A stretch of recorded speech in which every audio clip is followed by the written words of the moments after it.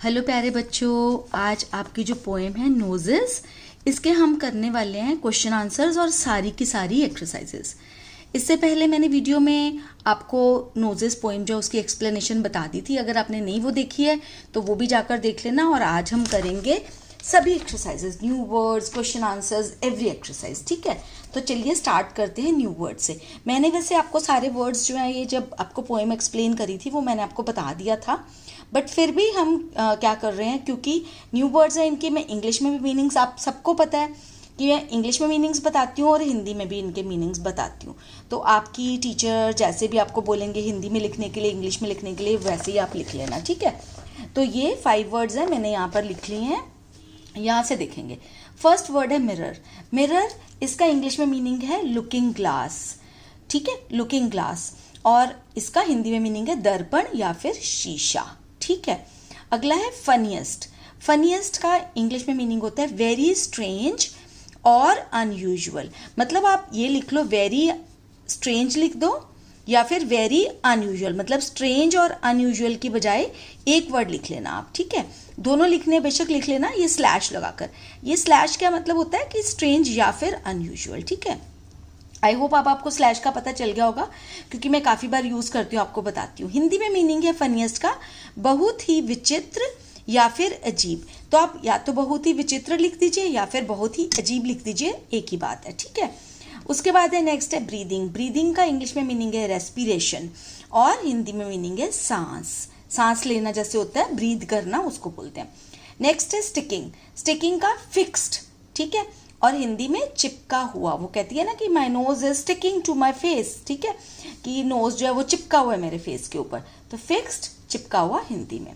Next है giggle. Giggle का मतलब होता है चकल या फिर ग्रिन। ठीक है, चकल या फिर ग्रिन में से एक लिख लेना आप। ठीक है, जरूरत नहीं है कि दोनों लिखें आप।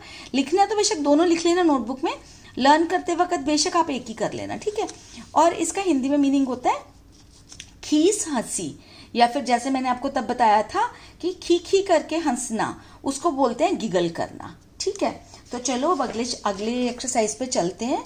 नेक्स्ट एक्सरसाइज जो है वो आपकी है रीडिंग इज फन। ठीक है, ये हो गए आपके वर्ड मीनिंग्स। आगे चलेंगे reading is fun. Reading is fun में आपको 3 क्वेश्चंस दिए हुए हैं। तीनों क्वेश्चंस के आंसर्स जो है वो हम करेंगे। ठीक है, ये तीनों क्वेश्चंस मैंने पेपर पे लिखे हैं, उनके आंसर भी लिखे हैं, तो वहां से हम करेंगे। ठीक है, फर्स्ट क्वेश्चन है इसका बच्चों, ये वाला क्वेश्चन है फर्स्ट, कि why does the poet feel that the nose is a funny thing. Poet क्यों ऐसा फील करता है कि नोज एक फनी थिंग है। ठीक है, बहुत ही अजीब चीज है, बहुत ही विचित्र चीज है। क्यों ऐसा फील करता है poet? So answer is the poet feels that the nose is a funny thing. वैसे आपको आंसर पता है, जब मैंने पोएम एक्सप्लेन करी थी तो आपने सब मैंने आपको बताया था, लेकिन हमने क्योंकि लिखने आंसर्स, तो इसलिए मैं आपको लिखकर भी बता रही हूँ। ठीक है, the poet feels that the nose is a funny thing because it has 2 holes and it is stuck on the face like a handle. Poet जो है वो सोचता है कि नोज, फील करता है कि नोज जो एक फनी थिंग है। बिकॉज का मतलब क्या होता है? क्योंकि उसके 2 होल्स हैं। नोज में 2 होल्स होते हैं ना, 2 छेद हैं, और वो फेस पर चिपका हुआ है किस तरह से? हैंडल की तरह। इसलिए उसको नोज एक बहुत फनी चीज लगती है। नेक्स्ट क्वेश्चन है why is your nose important for you. आपका नोज आपके लिए इम्पॉर्टेंट क्यों है? Our nose is important for us. हमारा नोज जो हमारे लिए इम्पॉर्टेंट मतलब महत्वपूर्ण हमारे लिए क्यों है? Because it helps us in breathing, क्योंकि ये हमें सांस लेने में हेल्प करता है। नेक्स्ट क्वेश्चन है does the child in the poem like her nose. कि चाइल्ड जो पोएम में है वो अपना नोज पसंद करती है या करता है? नहीं करता ना, आपको पता ही है। Why do you think so? आप ऐसा क्यों सोचते हो?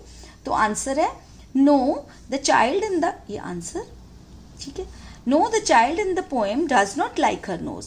जो चाइल्ड है पोएम में वो अपना नोज जो है वो पसंद नहीं करता है या करती है। गर्ल बनी हुई है वैसे तो करती है, नहीं करती है। आई थिंक सो, मैं ऐसा सोचती हूँ या सोचता हूँ। Because she calls it the funniest thing, क्योंकि उसको वो बहुत ही विचित्र चीज समझती है ना, बोलती है ना उसको। She calls it the funniest thing मतलब वो उसको बोलती है कि वो एक बहुत ही अजीब चीज है, इसलिए हमें लगता है कि वो नोज पसंद नहीं करती है अपना। चलिए अगली एक्सरसाइजेस देख लेते हैं कौन सी है। रीडिंग इज फन हो गया। अब लेट्स टॉक। लेट्स टॉक में क्या है, describe a few funny things you have seen, do they make you laugh. कुछ ऐसी चीजों, फनी चीजों के बारे में बताओ जो आपने देखी हैं, क्या वो आपको हंसाती हैं वो चीजें, क्या उनको देखकर आपको हंसी आती है। चलिए इसका आंसर कर लेते हैं। ठीक है, इसका आंसर मैंने लिखा है, क्वेश्चन नहीं लिखा मैंने यहाँ पर, ओनली आंसर ही लिखे हैं। ये देखो इसका है, a few funny things I have seen are a dog sniffing. मतलब कुछ फनी चीजें जो मैंने देखी हैं वो हैं कि डॉग को स्निफ करते हुए। स्निफ का क्या मतलब होता है, छींकते हुए। जब डॉग जो छींकता है बहुत ही फनी लगता है ना। अ कैट जंपिंग, एक कैट को जंप करते हुए जब मैं देखता हूँ या देखती हूँ तो मुझे बहुत फनी लगता है। और कार्टून्स, और जब मैं कार्टून्स देखता हूँ या फिर देखती हूँ तो मुझे बहुत फनी लगता है। Yes they make me laugh, हाँ वो मुझे हंसाती हैं, मुझे उन सबको देखकर हंसी आती है। नेक्स्ट उस पर चलते हैं। नेक्स्ट उसमें है बेटा ये वाला question, what does features mean. Features का क्या मतलब है, look up the dictionary, dictionary में देखकर बताओ।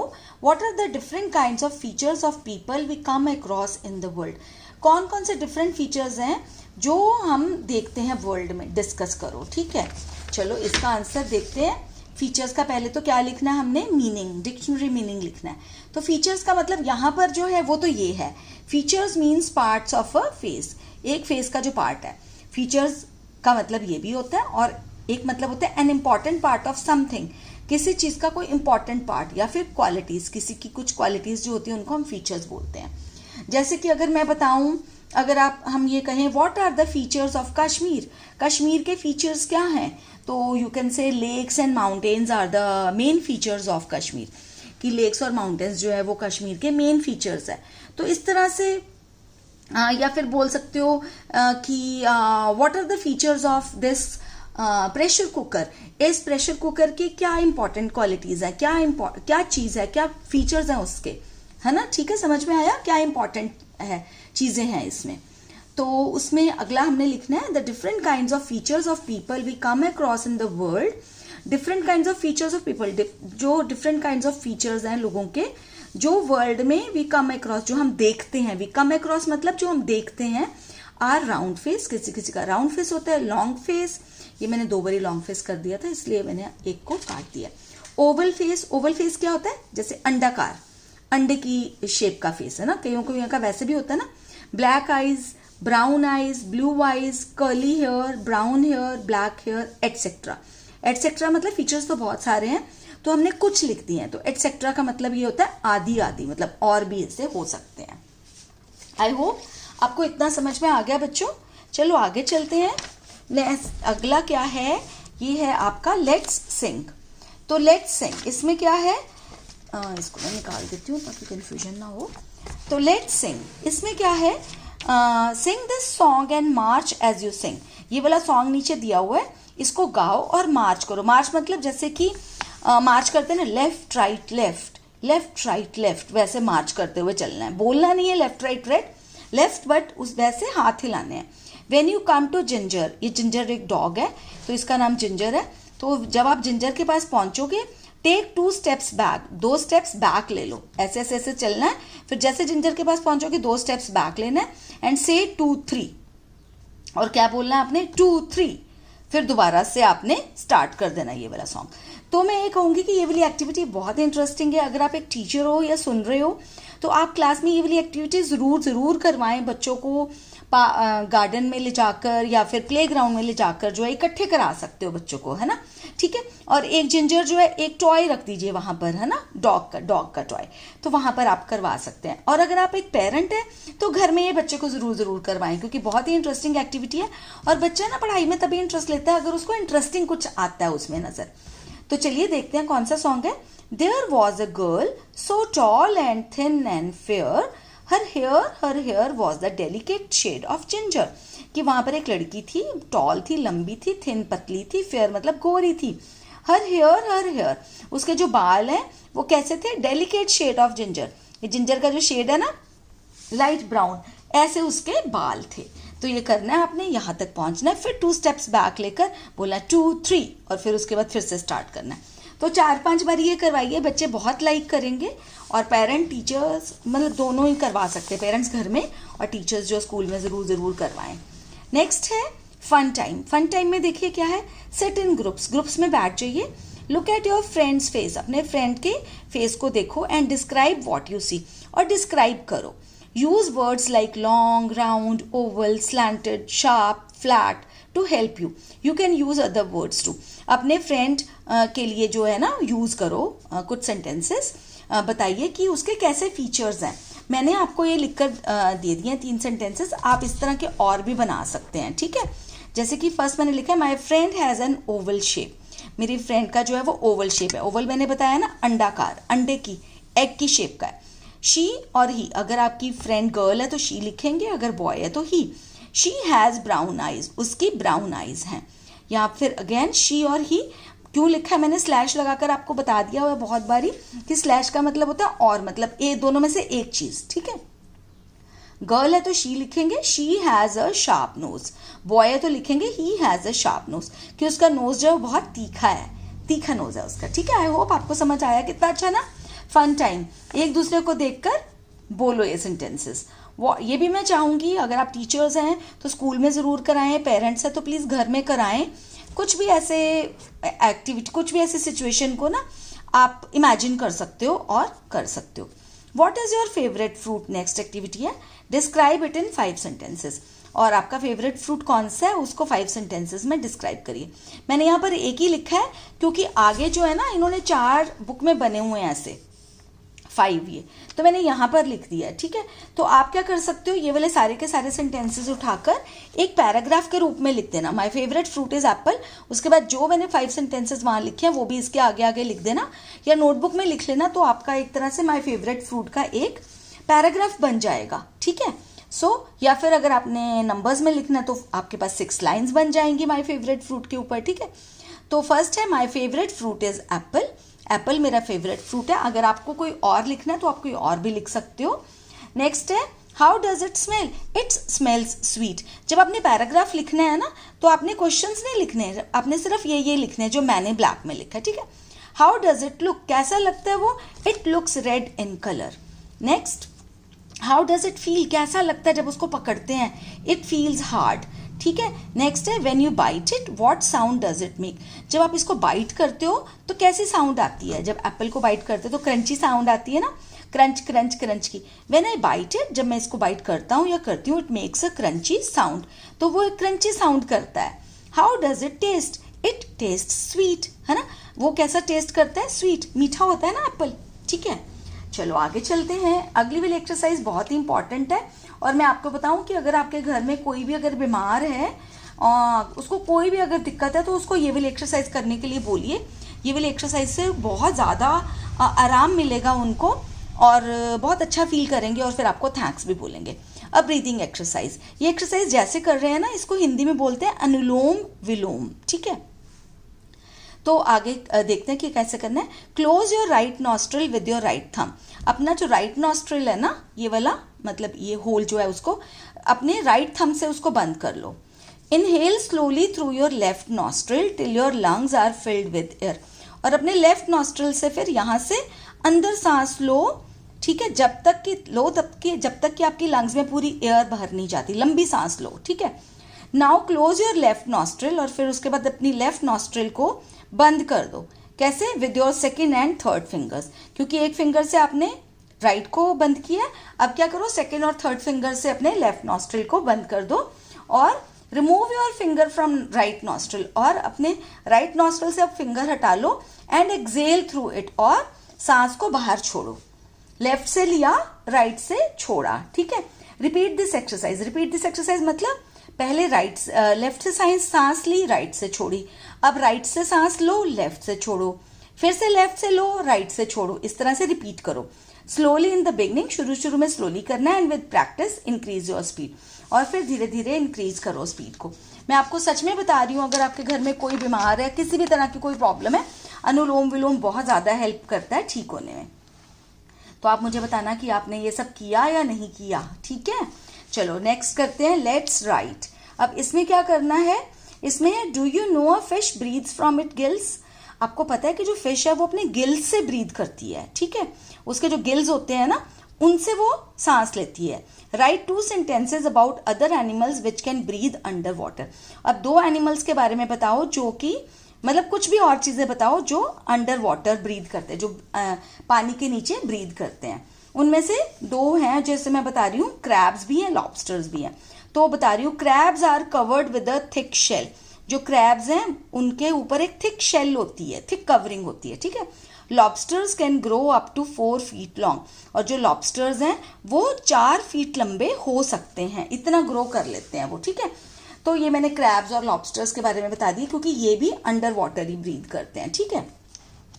अगला है बेटा, punctuate the following passage. Punctuate करो, पंक्चुएट पता है ना आपको, जहाँ फुल स्टॉप लगाना है, कॉमा लगाना है, इन्वर्टेड कॉमा लगाना है, वो सब आप लगाइए इसमें। तो जैसे कि ये वाला मैंने यहीं पर ही लिख दिया, ठीक है। तो जैसे क्या होगा, मदर फादर, मदर का M कैपिटल हो जाएगा, कॉमा लगेगा बीच में, और फादर का F स्मॉल रहेगा, क्योंकि मदर तो इसलिए M कैपिटल करा क्योंकि ये फर्स्ट लेटर है ना सेंटेंस का।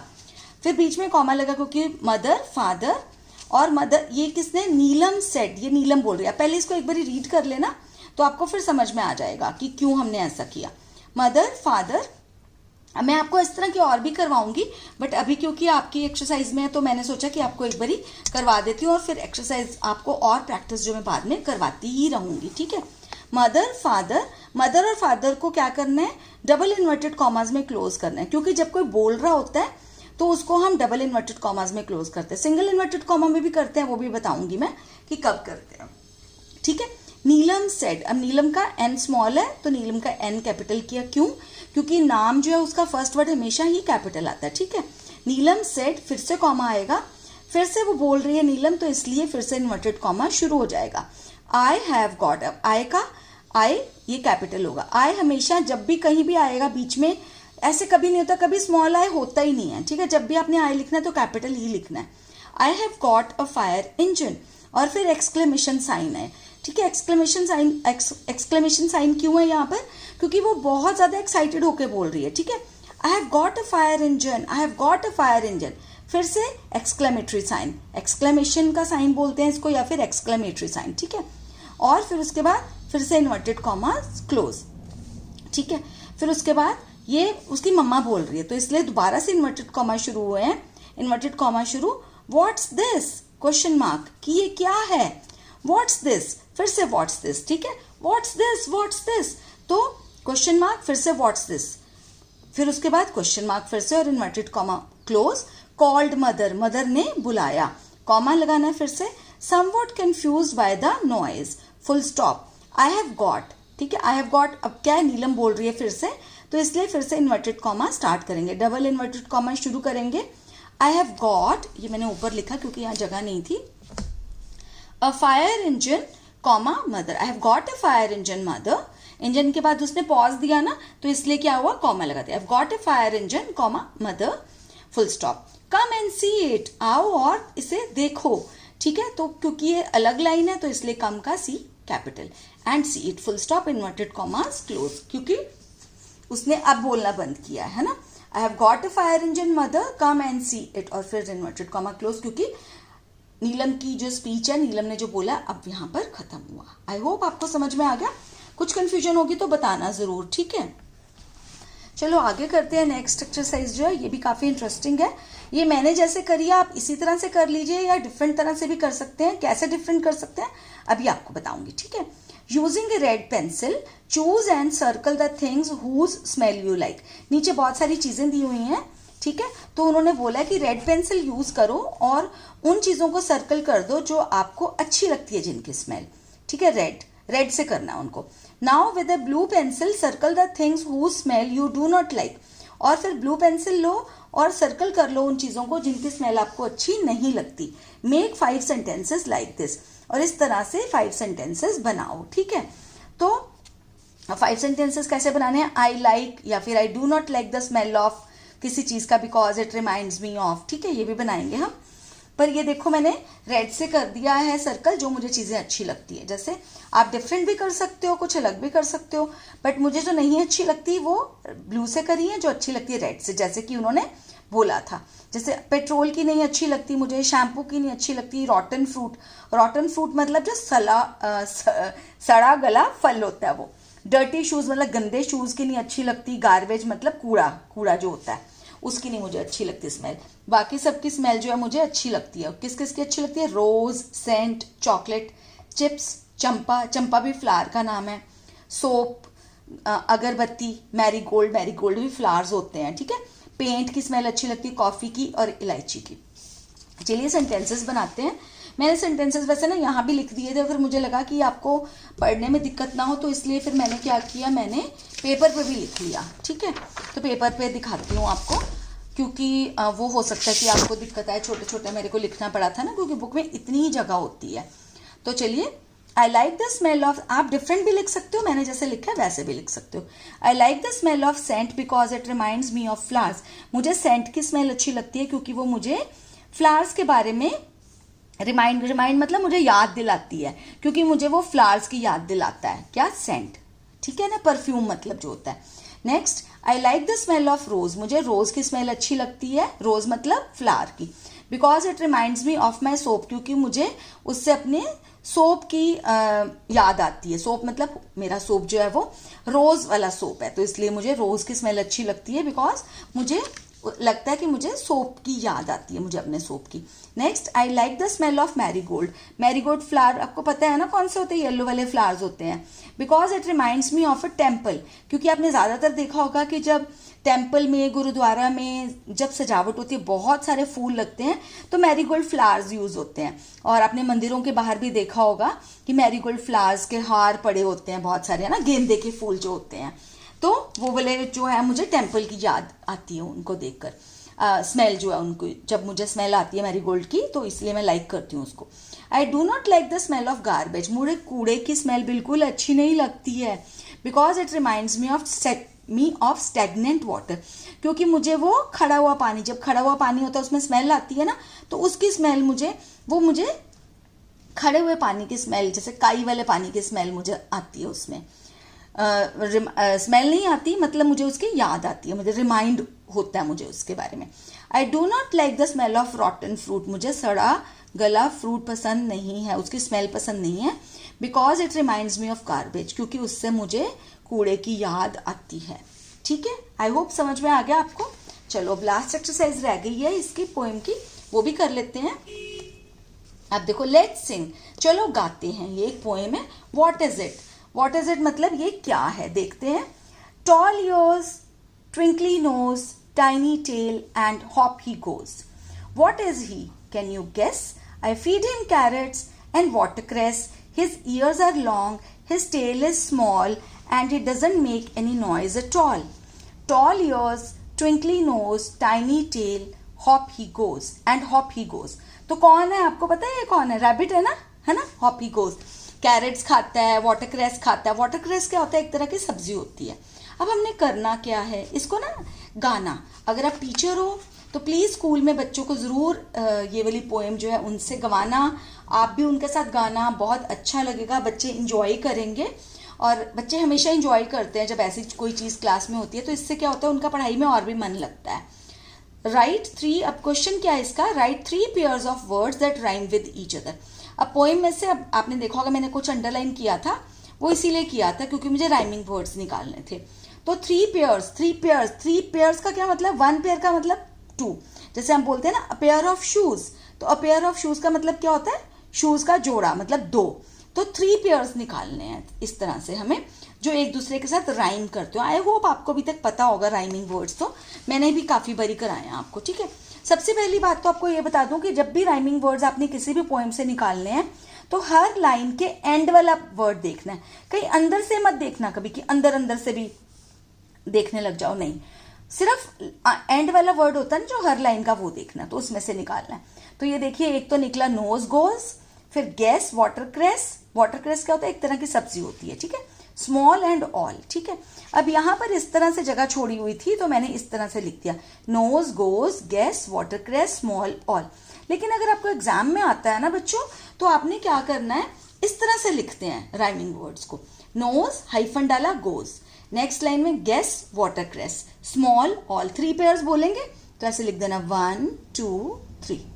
तो इस तरह से लिखते हैं, ठीक है। आई होप अब तक आपको समझ में आ गया होगा।